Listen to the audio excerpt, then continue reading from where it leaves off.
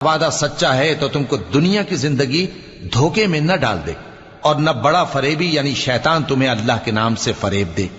شیطان تمہارا دشمن ہے، تم بھی اسے دشمن ہی سمجھو۔ وہ اپنے پیروں کے گروہ کو بلاتا ہے تاکہ وہ دوزخ والوں میں ہو جائیں۔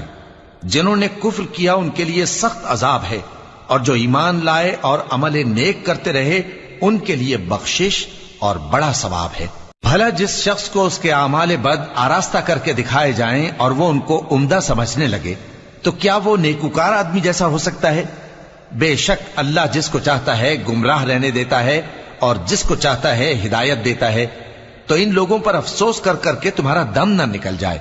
یہ جو کچھ کرتے ہیں اللہ اس سے واقف ہے، اور اللہ ہی تو ہے جو ہوائیں چلاتا ہے، پھر وہ بادل کو ابھارتی ہیں، پھر ہم ان کو ایک بے جان علاقے کی طرف لے جاتے ہیں، پھر اس سے یعنی بارش سے زمین کو اس کے مردہ ہو جانے کے بعد